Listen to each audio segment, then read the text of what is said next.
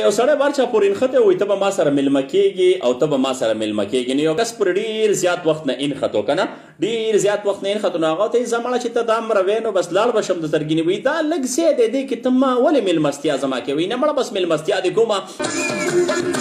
بای اف ام 88 ته به کله راځئ جناب، دا خو به درته لږ هغه د چا خبره پنچر شمه په دې خبره کې.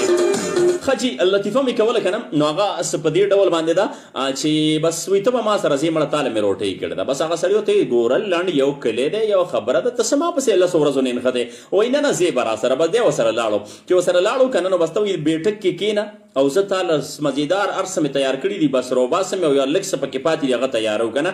نو چې څنګه دننه ورغلو نو ښځې ته وایي ښځې میلمه مې راغلی دی او ډېر په مینه مې راوستی دی، نو چې څه مزیدار هر څه راله پاخه کړه. ښځه ورته وایي رخشه مړه رخشه. وایي یو ستا نه تنګ شو، وایي یو تی او یو د میلمانه دي که نه. وایي خیر دی ښځې بس میلمانه دي که نه. وایي نه دا ښځې ورته وایي یا به ما شړې او یا به دا میلمه شړې. دا سړی په ځان حیران شو چې ښځې نه تا شړلی شم هغه میلمه ته خو زه د 10 ورځو نه لګیم چې تاله مې روټۍ کړې ده. خو ها مړه بس نیمه نه. هغه ښځې ورته وایي په ایمان چې نن دا میلمه وشړې. وایي یا به زه پلار کره ځم او یا به دا میلمه شړې که نه. بس په دغه کې هغه ښځې ورته وایي بس چې دا یو فیصله به کې. ها نو دا سړی بلې کمرې ته رالو. په کور کې بله کمره وه، په هغې کې کېناستو، ټوپک یې راواغستو او په کور کې یو 2 ډزه وکړل په هغه کوټه کې دننه.